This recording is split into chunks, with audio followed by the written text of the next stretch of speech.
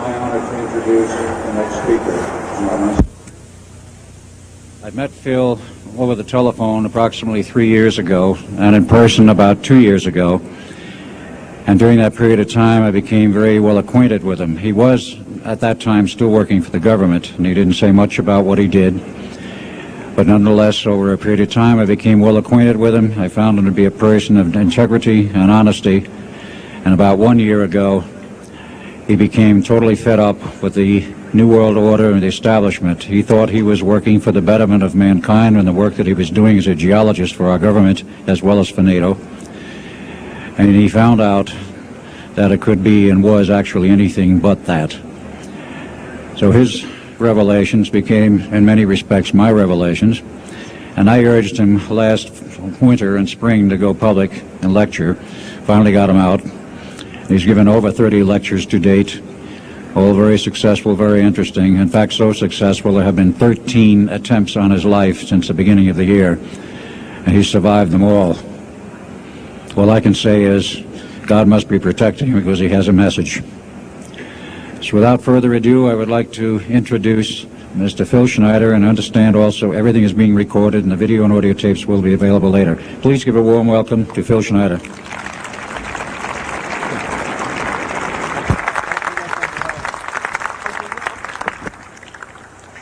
Thanks, Al. I guess I can always start off by saying loose lips sink ships. That's almost a pun anymore. I'm Phil Schneider. I worked 17 years for the United States government as a geologist and aerospace engineer as well as a structural engineer. I worked for such elusive occupations with Boris and Knudsen, Bechtel, Page and Page, Aerospatiale of France, and a host of other, EG&G and a host of other, Los Alamos Laboratory and these kind of things. But rather than bore you with all those statistics, I've got cooked up a real mixed bag here of different topics, and it's might be a little bit like brain overload, but I'll start from the beginning. Now, like I said, I worked 17 years, co-invented methods of shape charge blasting as well as laser rock deflagration, which means rock is literally melted or powdered by a special maser-laser combination, and the residue of the rock underneath is applied as a coating, as a liquid coating, kind of like instant agate, if you could imagine a hunk of agate, which is a hard silica mineral, rock actually. But up here we have another topic. This is an area to where I worked. I worked 11 years of the 17 years at Groom Lake, S4, S2. It's in the Nellis Air Force Base area. In fact, Groom Lake is, I'll show you in the picture right here. It's right here. Groom Lake is quite the place. A lot of rumors and other kinds of things have come out of there. Of course, people have stood on the outside for years and wondered at what's been flying there. There's all kinds of things been flying. Let me give you a brief overview. Start in ancient history land here. Back in 1909, the U.S. cavalry was engaged in catching some banditos that had crossed over the Mexican border into a place called Truth or Consequences, New Mexico.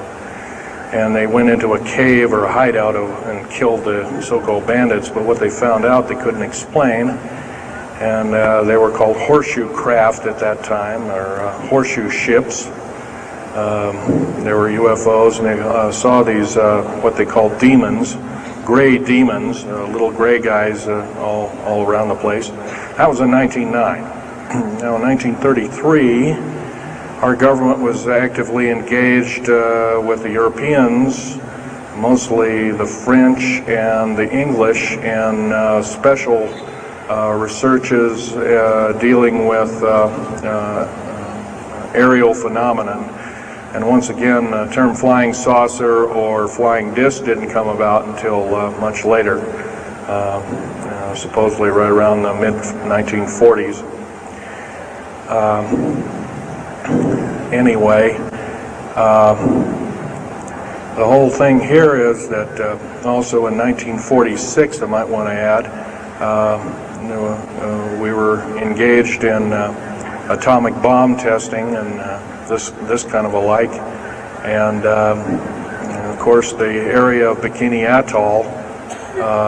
Some of the pictures are over here on the white board, showing with the actual language of both the U.S. Army and U.S. Navy archives. Anyway, these flying ships were seen as early as 1945, 46. Some of them were called Foo Fighters, and you name it. They were fully known about, maybe as early as 1935 or 36 by our U.S. Navy. And there was a shallow underwater base at Bikini Island, and that was probably the one reason why a number of atomic bombs were exploded in that area rather than other areas which they could have been even more remote out in the South Pacific at Operation Crossroads. Well, anyway, this all led up to later on, about 6-8 years later, 1954, during the Eisenhower administration, led to an interesting treaty called the Greada 1954 Treaty. It was the Alien-Human Treaty. And supposedly the aliens had come in and exchanged technology, and they'd want to take an occasional human being and a few head of cows, and accurate books were supposedly to be kept and all this kind of stuff. And of course, eventually all that broke down, and aliens are notorious for being liars, even greater liars than so-called, in quote, we humans are. So alien treaties are often just not even the pieces of paper they're written on, they're just really kind of worthless. Anyway, my work as a geologist in building underground military bases, some of which are over 2 miles underground.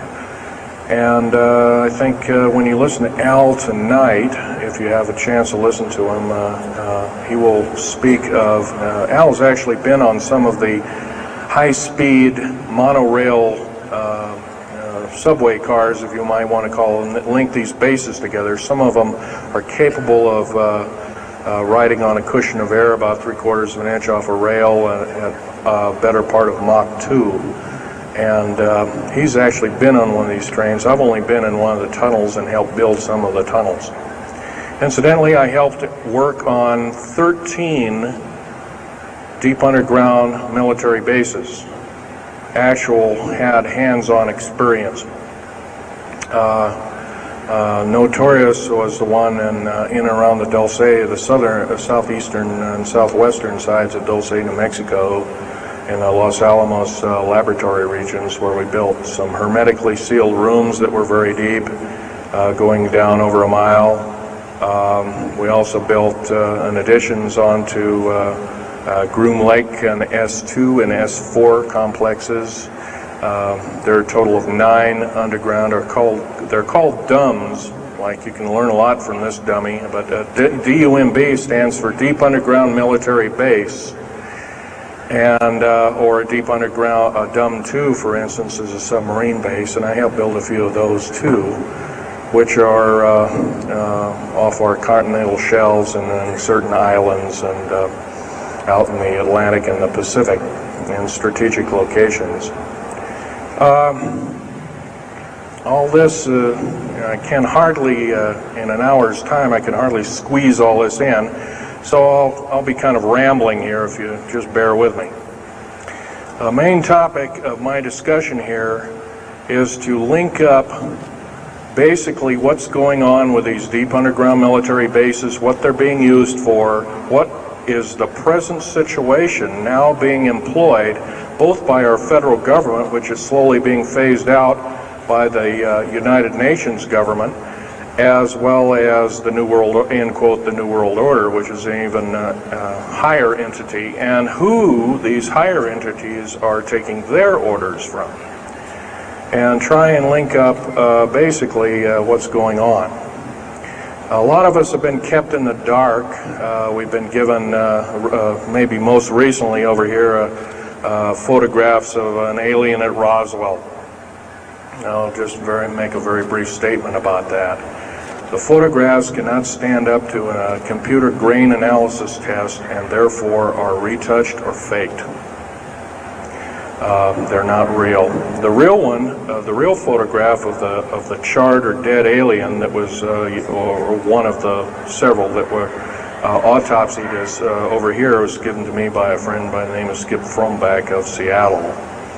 And his father worked as one of the principal doctors. He was from Germany at the time, and worked on some of the autopsy material, from what I understand, along with other people.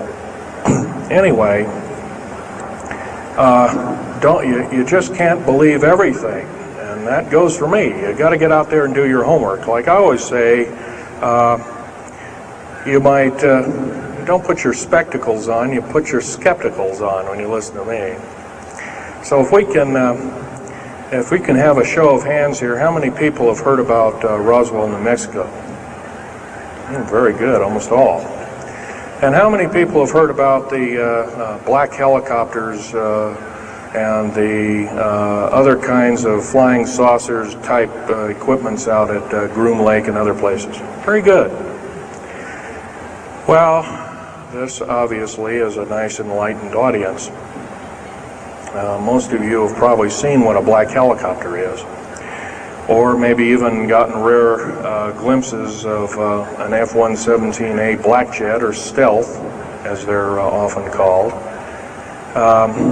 or a B-2 bomber, or B-1 bomber, or some of these other sophisticated aircraft that are now being touted as the new technology. Once again, where did we get this new technology?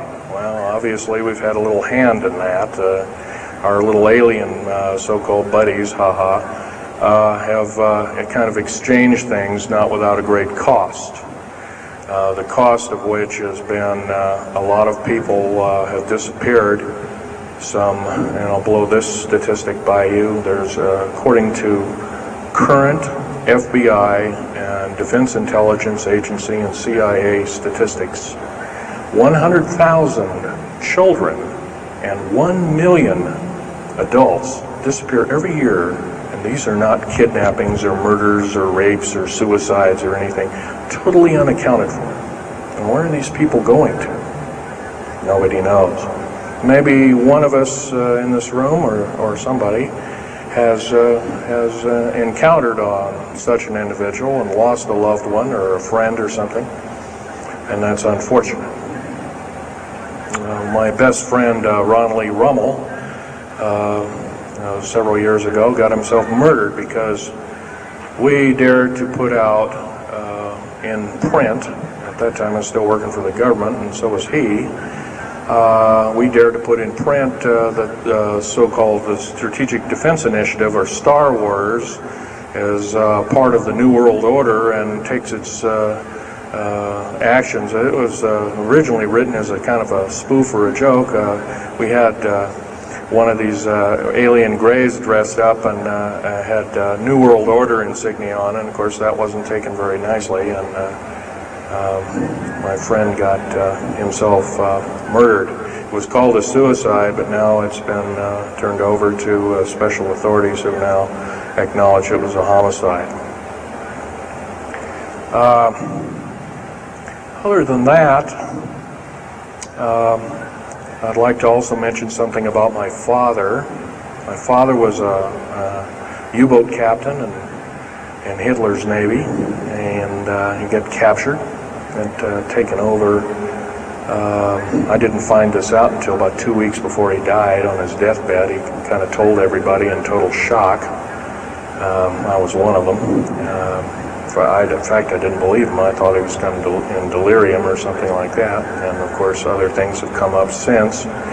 And so, anyway, he was captured by the French, turned over to the Third Army, the U.S. Third Army, and then U.S. Third Army turned him over to the Navy. And he was a master machinist. Now, it's not a journeyman. A master means that they can take a block of metal and make a gun or a watch or some other fine instrument. And he was a master machinist. He later became an MD doctor and part of the aerospace medicine group of the United States Navy. Was instrumental in helping build the USS Nautilus and its first nuclear-powered predecessor, the Enterprise, the first nuclear-powered aircraft carrier, and other ships like it. He pioneered all the ways in building very small and miniature nuclear engines, and he even helped work later on in his life. He helped develop the infamous grid bed nuclear motor, which is now employed in some things that look like flying saucers that people claim are flying saucers. Yes, we, in quote, the United States Air Force and other armed forces, are training other European forces to fly unidentified, or now identified, or, in quote, flying saucers. We've actually built several prototypes that are flying under names of black craft. My position as a geologist and engineer got me to see a lot of things in the world. I've been in over 70 countries. Also worked for NATO. I carried a level 3 security clearance with a rhyolite factor. Rhyolite is a hardened factor, only given out to a handful of civilians and maybe a couple of hundred military men worldwide. I thought I was doing the nation, United States, as well as the world a favor by, I thought I was kind of keeping my end up. Well, it didn't work out that way. I was to later find out that these underground bases are now being employed as strategic bases for, in case there is martial law in this country. Right now, our military professors that used to be in war colleges and the like are training people like ex-Russian KGB and Spetsnaz people right here on American soil. I've seen it with my own 2 eyes, along with other people, other geologists. By the way, I'm still a geologist, still do geological survey work. However, I don't work for the government anymore. I took my security clearance and all my government stuff and cut it up and sent it back to the, pardon my French, SOBs. When I found out that a number of these 131 deep underground military bases are being used to subvert the Constitution of these United States and its people, I says, that is enough. I can't possibly be connected. Oh, well, Mr. Schneider, you can't quit, they said. Well, I says, yes, I can. I'm an individual, I'm going to quit, and I'm walking off the job. And he says, so I got arrested and casually told, well, you got to finish a job. And so I caved into that part, and I finished 3 weeks, and then at that time my father was dying, and I was allowed home, and I never went back for my paychecks. Don't intend to either. These people are beginning to show signs of being our utmost enemy. I'm talking about military people now engaged in training foreign troops on American soil, clearly against the Bill of Rights and the U.S. Constitution. It's why we formed a government, why our forefathers formed a government, a republic of these United States in the first place, way back 200 plus years ago. Because the drawing and quartering of soldiers, taxation without representation, law by edict, otherwise known as today's version, executive order, among other things. The very reasons that we became, in quote, free, a free republic, a free society, possibly one of the greatest nations to ever be a nation on this earth, were instilled in our founding fathers that are now so far away from the people now running our federal government structure. So I'm here today to touch upon a number of subjects. One being that these underground bases, roughly over 3 of them per state. There's now, instead of 12 prison camps, there's 39. That's almost 1 per state. They're building 2 prison camps every 7 months. They're building 2 underground military bases every year. Each one of these military bases, by the way, these underground military bases, they cost somewhere between $17 and $26 billion. They employ 1,800 to 10,000 workers each, in varying grades of skill. They gobble up totally through the black budget, over 1/4 of the black budget, or roughly $310 billion. Of course, you may say, where are these figures coming from? Well, the black budget, as we know it, in quote, black projects, which anything called black is significant of hidden from Congress, hidden from the American people, and very few people are even in the know about it at all. But black budget per year garners over $500 billion a year. And it's these kind of huge quantities and sums of monies are garnered through CIA drug activity, National Security Agency clandestine operations, mostly in Panama and South America. Now also engaged in Russia in bringing and refining strategic metals. By the way, you might want to ask, where's all these kind of interesting new metals coming from? Over here on the whiteboard we have the new periodic table. It's got 140 elements. Now in our high schools of today, I was in a high school about a week ago, I saw a new periodic table had 105 elements on it. Now somewhere we're not being told the truth. We're being lied to at every turn and every corner. We're considered less than morons.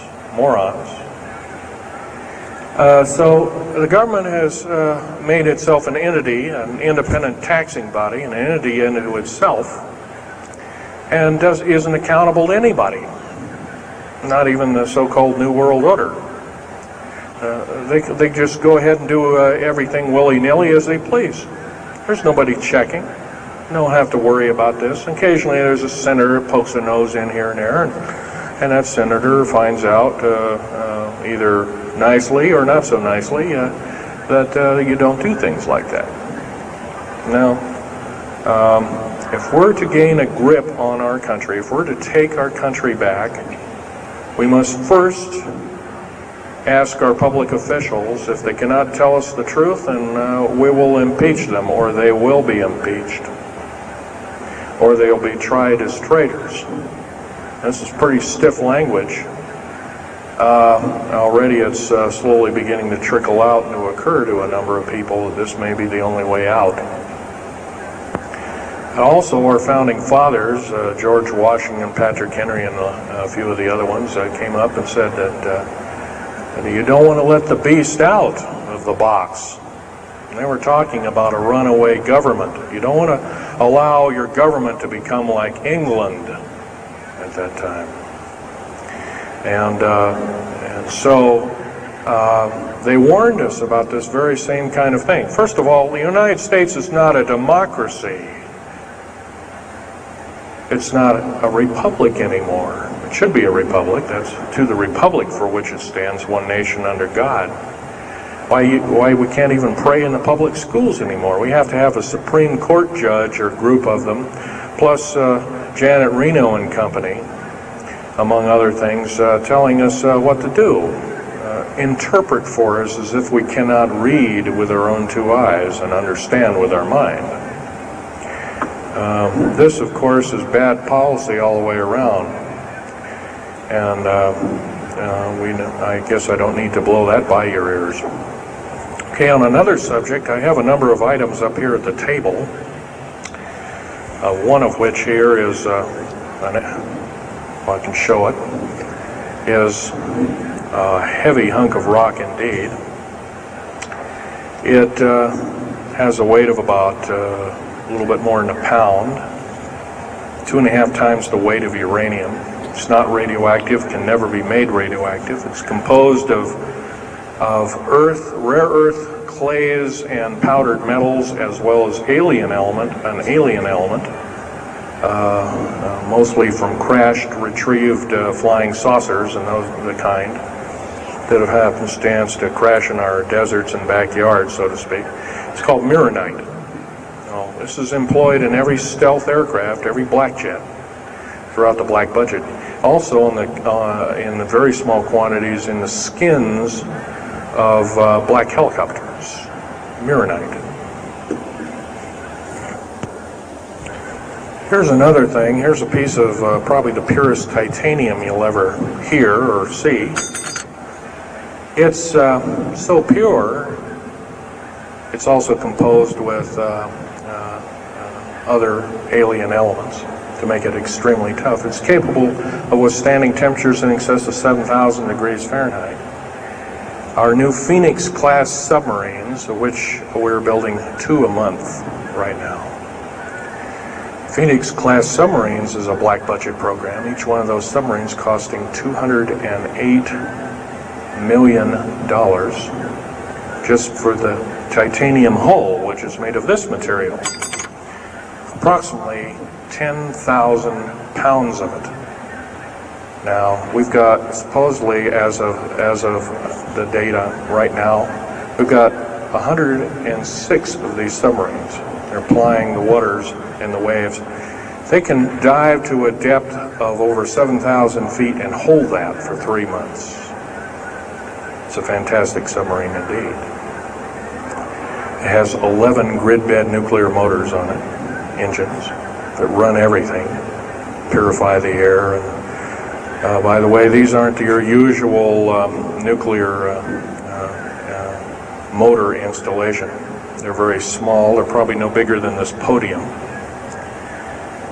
weighing less than 3,000 pounds, putting out as much as the equivalent of 3 aircraft carriers of the Enterprise class. But these Phoenix-class submarines are getting this metal. Now, where are we getting the metal?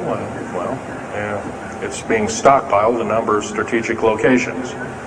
Supposedly, I've heard stories, well, it's being mined on the moon, and I have no way of proving that, one way or another. I think we're probably getting it from Russia, or refining it in outer space. What are we shuttling? Basically, a shuttle, a secret shuttle flight. 1 a week now is going up and back. What are they shuttling? Well, obviously, they've got kind of their own little laboratories up there, space station, and all this kind of stuff. Remember, what you're being told is only just a smattering of the truth. It's not the real truth. Maybe it's 5% of the truth. Maybe it's not even that. You can rest assured you're not getting much. Another strategic metal is this particular bar with some strange crystals on it, scalenohedral crystals of niobium, titanium, rhenium, copper oxide. This complex group of elements, not found on the Earth, in specific quantities. This was developed at Los Alamos through EG&G and other outfits. Are employed in all black jet aircraft, all of them, including the in-quote sport model, the little flying saucer we occasionally see over at Groom Lake. And by the way now, if we happen to be with a video camera, you know, taking pictures of the so-called area around Groom Lake, it's now, you can get your equipment confiscated, your car, your house. You're considered the same thing as a drug dealer, and you'll go to jail for up to 5 years and $1 million fine. I personally don't think this is what I'm hearing. I just don't think that this kind of punitiveness is what we need in America, and we have to get rid of it. Otherwise, we're going to die with no America. Here's some other elements.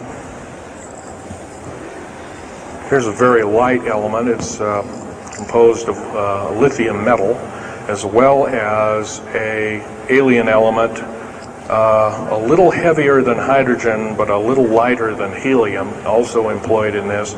It's used in secretive methods of propulsion. And it also is in a peculiar scalenohedral crystalline form. And anything scalenohedral, and by the way, a scalene triangle is no side is equal to another side. A scalenohedral metallic crystalline structure is definitely alien element, or alien technology converted over to our own technology. These were given to me about a year ago. They're called alien or aurora drops. It's supposedly the skins of the black jets, some of the ones that are coming in at very high rates of speed. They're still glowing red hot to white hot, and they'll sit out there and cool off, and they're dripping their material off of them. And it's kind of like a rubberized coating. It's not rubber, I can tell you that. This is hard as lava rock or harder, capable of withstanding tremendous temperatures, but nonetheless some of it sloughs off every time, and so they just kind of scoop it up and throw it in the trash can. There are a few pieces of it. Here's one of the hardest so-called man-made rocks. Once again, it's got a number of alien counterpart. It's got an alien crystalline structure to it, very advanced. It's about 11 times harder than a diamond, about 70 times stronger than a diamond, capable of standing temperatures in excess of 10,000 degrees Fahrenheit. It is employed as very thin coatings or windows, tiny windows, in hypersonic aircraft that exceed Mach 5. Here's an interesting artifact. Right here in this hunk of rock, which by the way was an old 100,000-year-old chipping tool found in Syria, Jordan rather, excuse me, is a imprint of, it looks like a fossil, but it's not. It's an imprint of a small mechanical part with exactly 360 kind of little rotor blades. Well, this rock is 220 million years old. Who was making machines 220 million years ago? Maybe Von Däniken was right after all, huh? Here we have an actual piece of agatized fruit, or it's similar to a lime. It's even been pecked by a bird at one time, and that's still there. So it was instantly turned to agate. It is the same agate or chemical structure as material found at Hiroshima and Nagasaki after the A bombings in World War II, where grasses and flowers and petals of flowers and other kinds of things were instantly petrified, turned to agate. It is the same identical crystalline structure. However, this particular piece is about 20 million years old, and it's still got its original green coating, and it's basically unchanged, perfect condition. Likewise, here's a garlic plant about somewhere between 20 and 35 million years of age, and once again it's got that same pink agate coating. And here are some pieces of the metal skin from the crash disk at Roswell. It was given to me when I was 14 years old. My father was visiting one of his old friends in the Navy archives, as well as he was in the Royal Navy in England. And I, as a 14-year-old boy, I says, "Gee, Dad, can I ask Johnny something?" "Oh, go ahead, ask him. Get anything you can from him," and that kind of thing. I says, "Well, gee, Johnny, well, do you think I can have a piece of this metal?" "Oh, no, you can't have that." And I says, "Oh, give it to the kid. What the heck? He won't have it very long anyway." Well, I've had it all this time. It's kind of a unique thing. They were able to break the skin of that craft, by the way, by dropping it into a bath of liquid nitrogen, hitting it with a mechanical or hydraulic hammer, and it shattered into little bits. And it was later analyzed and adapted for our own technology. All these artifacts are fine, but once again, the main part of this talk is, where's it all leading to? We get very little spin-off to where any of this is leading to. Occasionally we'll get a new computer, or maybe a quartz watch, or some little trinket, kind of like giving the Indians beads a couple of hundred years ago. Well, we're getting these little spin-offs. But the black budget still rolls on, garnering up over $1 trillion every 2 years. It's somewhere between 1.023 trillion and 1.31 trillion dollars every 2 years. And every year it goes by and the black budget is unchecked, unaccounted for, it's just subverting our country. That's number one. Number two is that these underground military, first of all, if there was something like a nuclear war, or there was a definite enemy out there where we were going to be under attack, like from China or someplace like that, I could see maybe a couple of dozen underground bases for a government, and so it could theoretically rise up like the phoenix out of the ashes. Well, not 131 of these, and if you were going to so-called round people up and put them in prison camps, what a better prison camp than underground, where nobody knows where it is anyway. So once again, these underground bases are most likely been planned as underground prison camps and slave labor factories for the New World Order. New World Order, by the way, is getting, and I'm probably the only person ever talking about this, the New World Order is taking, and the United Nations is taking its orders from, believe it or not, these more powerful outer space alien entities. We might call them the large grays or the small grays. Sinister forces indeed. And you might want to say, well, gee, how come we don't see more of this kind of thing? Well, you can just imagine. If you're only being told 5% or less of the truth, that isn't very much to go on. That's one thing. Another thing is, you don't find very many people coming up here and letting you have hands-on experience. I'm going to try and do this to you. However, I do ask you to go out and do your homework and keep doing it. Don't necessarily believe in what I'm saying, but get out there and talk to people. Whether it's just a couple of neighbors or friends or something, get out there and talk. Because one will tell two, and two will tell four, and then pretty soon you have a whole room full of people that are in the know. And then from there, wonders can work. Other than that, as far as changing the black budget and these clandestine programs, public opinion is only going to do that, and it's going to take millions of us. But we have to be informed. And to do that, we have to be doing what we're doing now, gathering and talking. And, of course, most of us are adults and can weed out fact from fiction. Most of us are responsible adults and know the difference between fact and fiction and how to use it or how to abuse it. And so we therefore have to continue to keep studying and keep talking. If there's just me out there, and believe it or not, there aren't very many people like myself out there talking.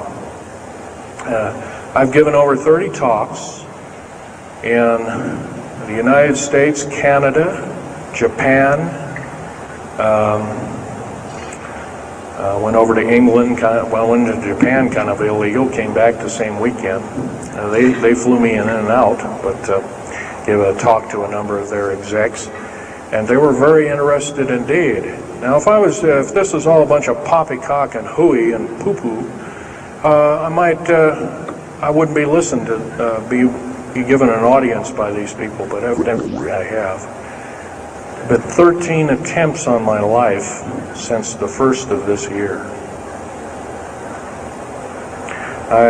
There's a number of you ladies present, so I won't gore you out, but Al has seen some of the wounds, and there's a few other people that have been to a few of my other lectures, and they can attest that I have been shot. I've been run off the road, I've been pushed off the road, I've been mostly shot at, and that kind of thing like that. But been in hand-to-hand combat with some of these people, and once again, I'm not in the best of shape anymore, but I still know how to handle myself. And I'm just about ready to wrap things up here, but just basically wanted to give you an overview of what's happening. And if we have any questions, we can start asking a few questions. Okay, here's a gentleman way over here. Would you please speak up loud?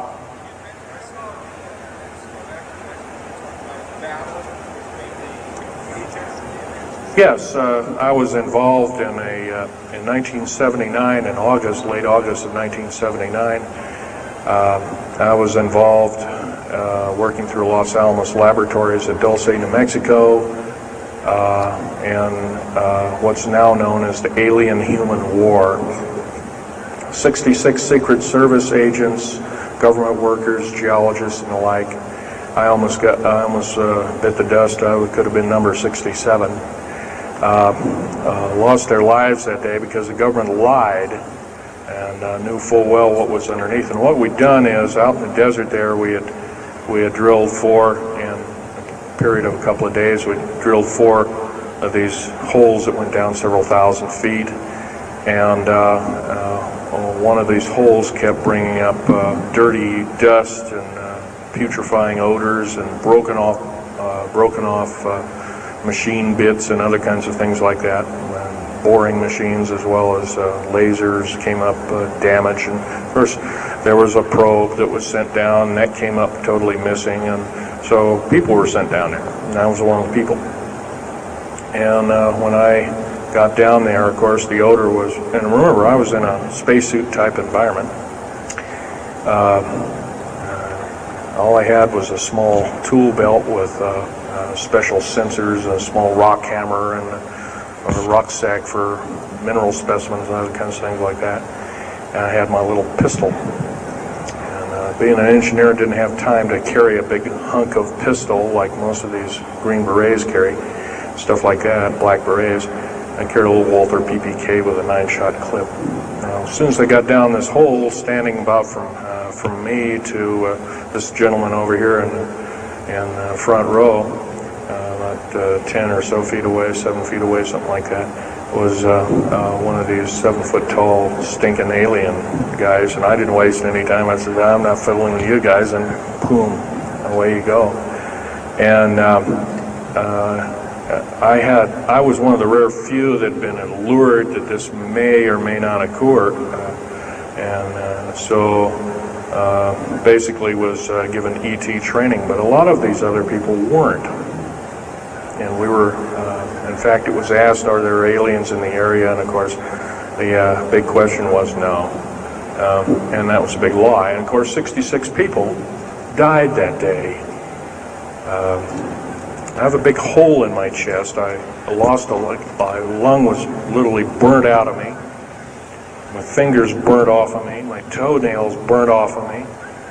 My skin was, I was in radiation isolation therapy for 400 plus days. My bones were vitrified or burnt. I was cooked. I managed to survive. They're telling you something about it today. But other than that, I'm the only talking survivor. There are only 2 other survivors, and they're in nursing homes up in Canada. And Canada refuses to allow the United States officials to talk to them. They're in very bad shape indeed. One of them can't talk, and the other one doesn't want to. So they're regarded as Canadian heroes, and so they're being kept by Canada. Okay, this fellow over here. Speak up loud. Okay, are there any bases, ground bases? Actually, yes, there's several. In fact, as I was coming to this talk, I was supposed to be here by plane, but there was a subsequent foul-up. Anyway, I drove all the way and did it in one day. But as I was coming over up near Cheyenne, I noticed the military, Air Force and the Army are building a so-called new, in quote, boot camp, prison camp, right up in Cheyenne, brand new. And I was here 3 months ago, that wasn't there. So it's something brand new. In Colorado, yes, there's about 4 underground bases, one being at Denver International Air Base. I call it Air Base, spaceport, or whatever you want to call it. Denver International Airport. No wonder your luggage gets lost. There are 8 levels underneath the airport, tarmac there, end quote tarmac or cement mac. And so those bags could be there for a damn long time. Why, just imagine if this was instantly turned to agate 30 or more million years ago, those bags could very well be the same way. So yeah, there's a number of them, and I wish I had a map with me. In fact, in subsequent talks, I'll have a map, which will be put on the overhead. In fact, my next talk, I plan to have just that. I had planned to bring a map here and had all the latitudes and longitudes of all the bases, and I can't do that. That would be a nice jail sentence for me, so I didn't bring it.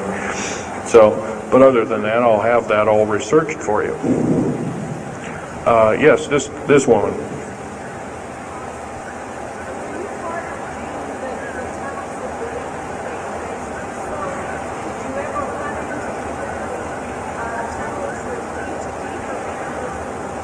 Yes, as far as there being an inner Earth, a hollow Earth or anything like this, no, I've never run into anything like that. However,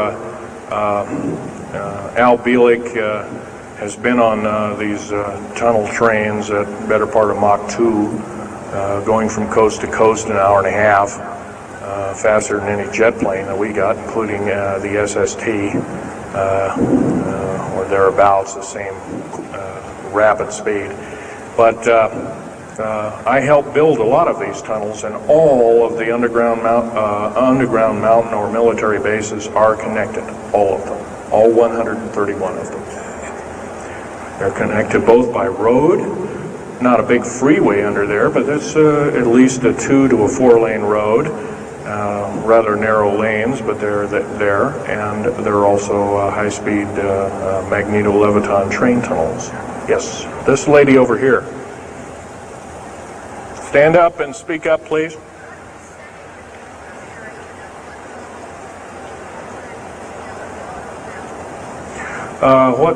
What levels of military personnel know about this?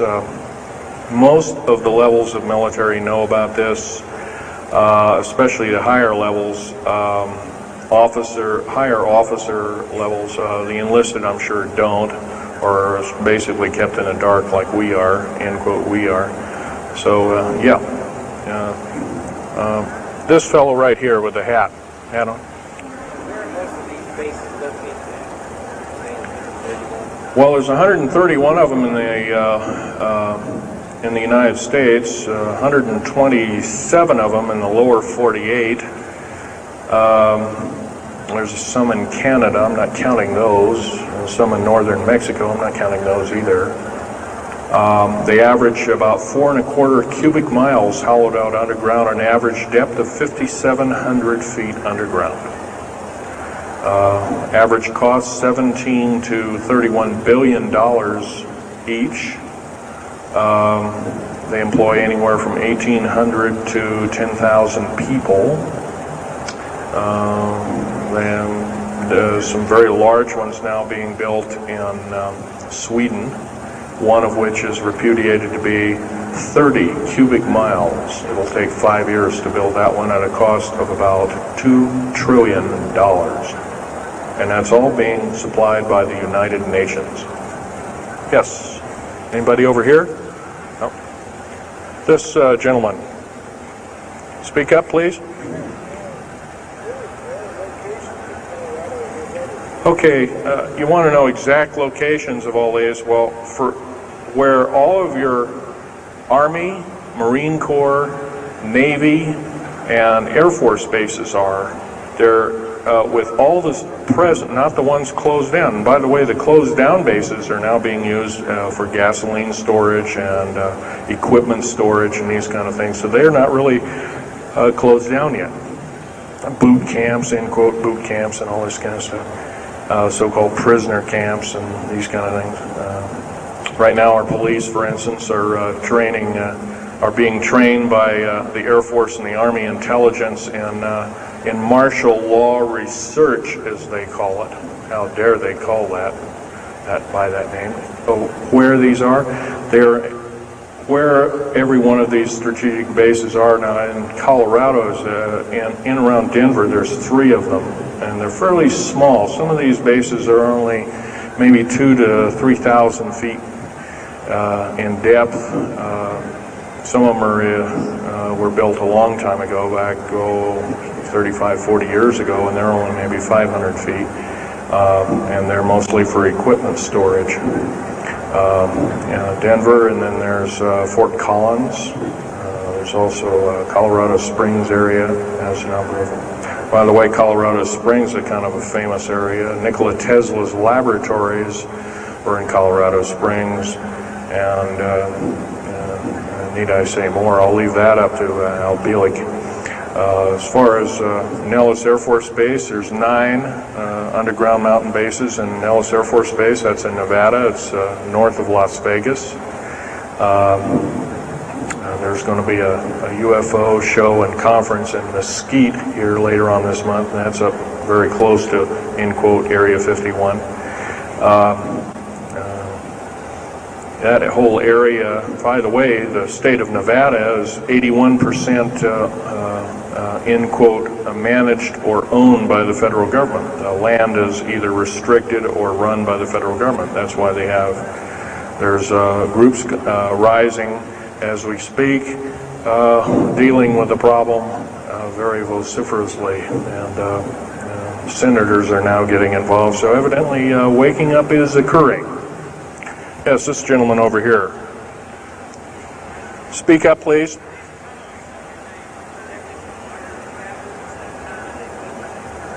Okay. Yes, they are.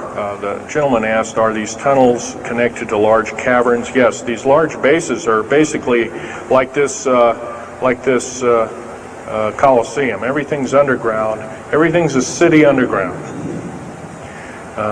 Most of these bases both have military bases, and they have all the accoutrements of life. Remember, each one of these costs quite a bundle of dough, and some of it in our tax money, but most of it in clandestine approaches, and that's definitely undermining the country. Yes.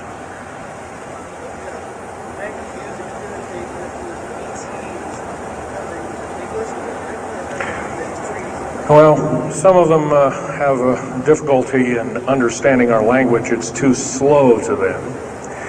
If you've heard whale songs or bird chirpings at high speed, it's about what these aliens sound like audibly to us, so it's a bunch of gibberish.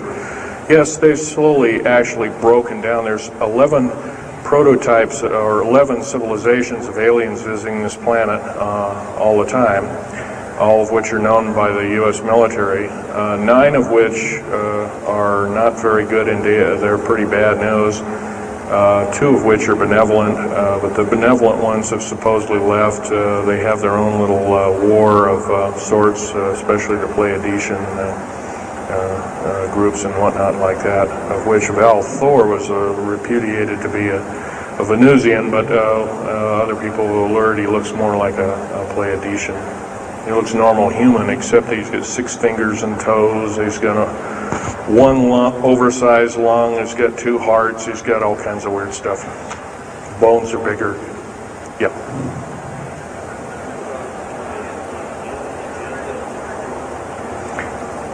The man asked, do I tie in the alien agenda to the New World Order? Yes, sir, 100%. I can elaborate briefly. The New World Order right now basically is dismantling countries, governments, telling governments not to war with each other anymore, basically, so that looks good on the outside.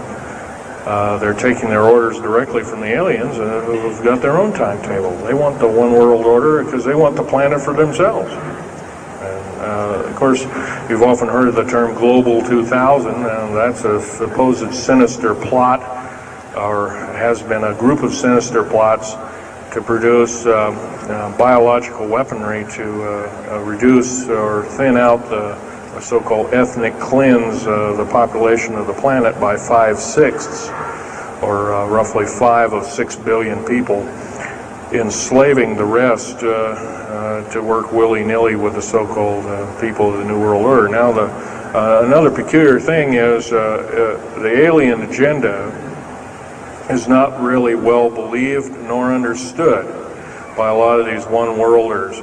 They don't believe it. They think they've been singled out for their own end of glory, and what they don't know is they're just another human being, and according to the negative or bad aliens, they're just another, we're considered bags of food to them. They don't eat us like we think of a cannibal eating a hunk of meat, but they use our glandular secretions as part of their food base, their blood and their glandular secretions like adrenochrome and other kinds of things like this. And in fact, the Atlanta Center for Disease Control has figured out ways that we can combat this and all this kind of thing like that. It might be where these new designer diseases like AIDS and Ebola and hantavirus and all these kinds of things have come up out of nowhere, and these diseases, end quote, almost have a mind of their own. Yes, this lady here.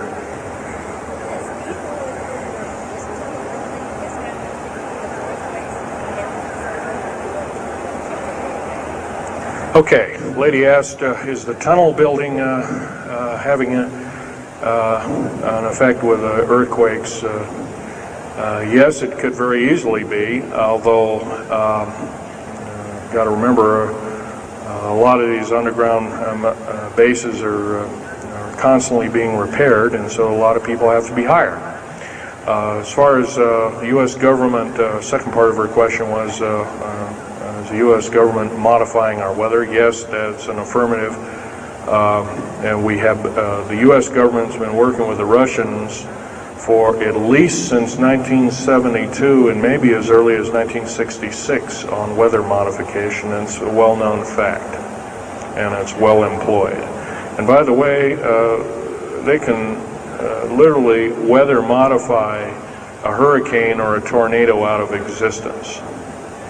And the reason they don't do it is pretty obvious.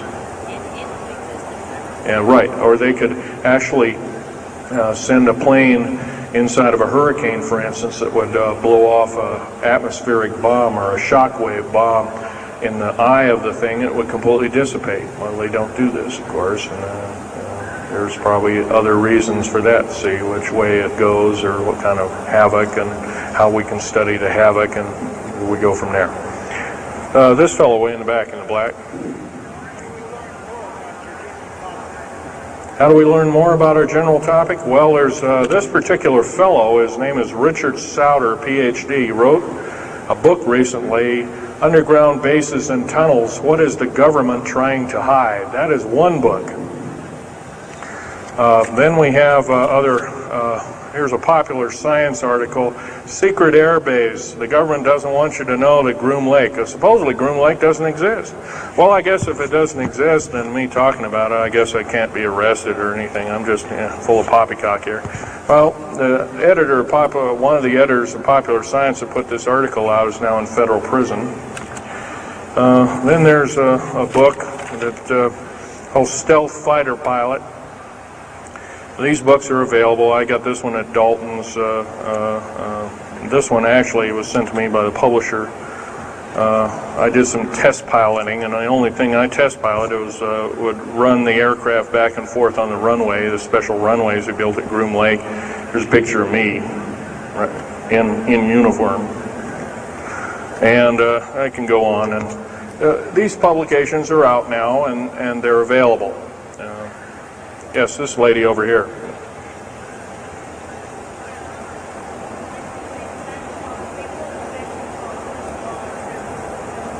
I can't hear you. What?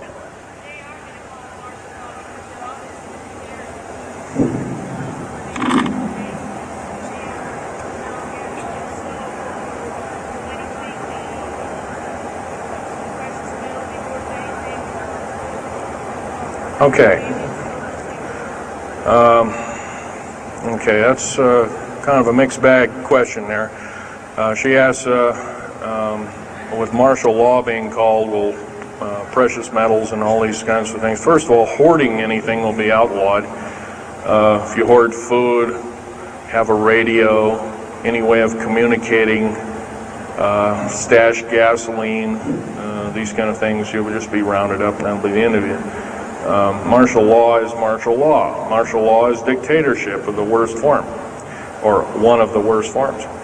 And her other part of the question, if I got it right, was when's the alien takeover? Well, the alien takeover right now is, and probably will be for probably the next 20, maybe 30, 40 years, will be basically in the background. The idea is to get the one world beast-like government order in place and to thin out the population of the planet. And then, of course, then all heck will break loose from then on. And whether it is, I don't often mix Bible and talk, but some people have alerted, well, this is already mentioned in the Bible, blah, blah, blah, and all this kind of stuff. Well, that may be, but all I can tell you is I've been face to face with one of these sinister characters, or a couple of them, saying the least, and most people would, just the shock of them seeing such a thing would cause them to not be in very healthy frame of mind, as physical as well as mental. This man here in the blue coat.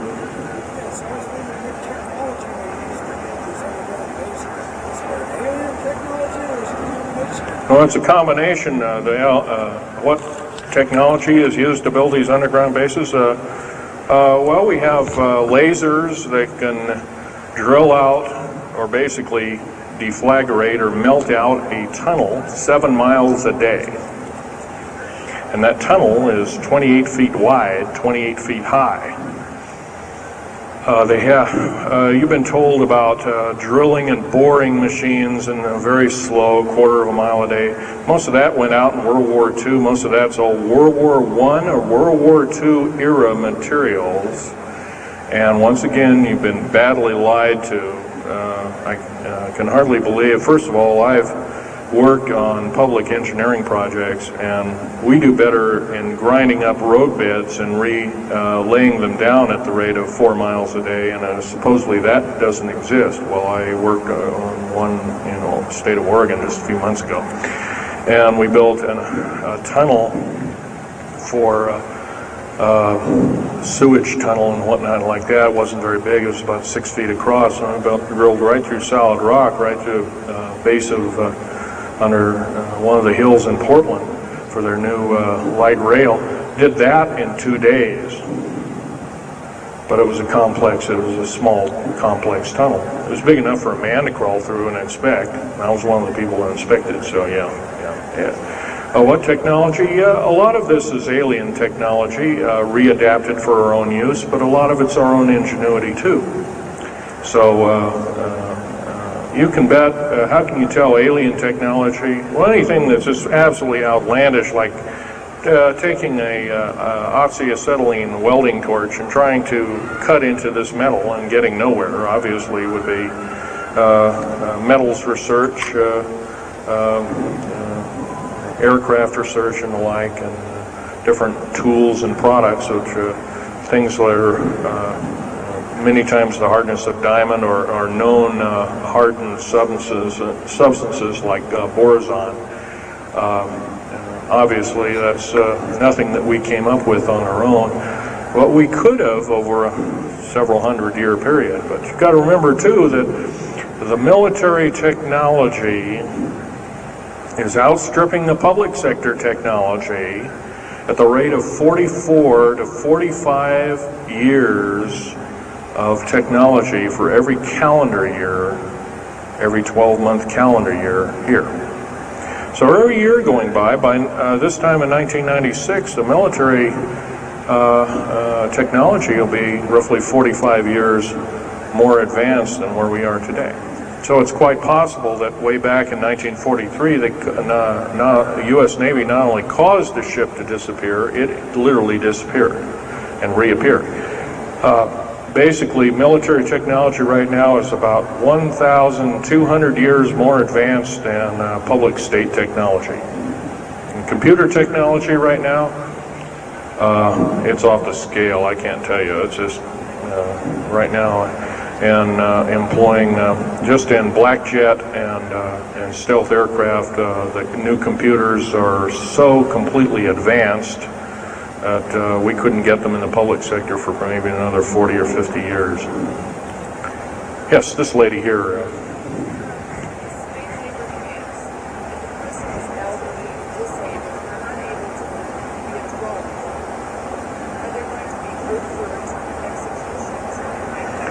Well, the lady asked with the slave labor camps, the old, the infirm, the handicapped, are they going to be executed, and will there be executions? You can bet your bottom dollar there actually will be these things. I wish I knew more, but I don't. I've had my own agenda to kind of keep up and talk about.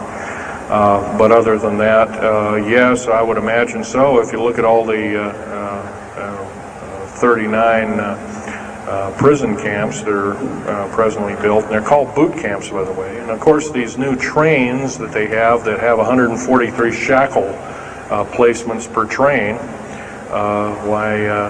they're a scary thing indeed. And you know what they're called? They're called United Nations prisoner transfer cars. Oh, that's an appropriate name, I guess. Well, we got to wrap it up here. They're telling me it's time. I'll take one more question. This lady over here.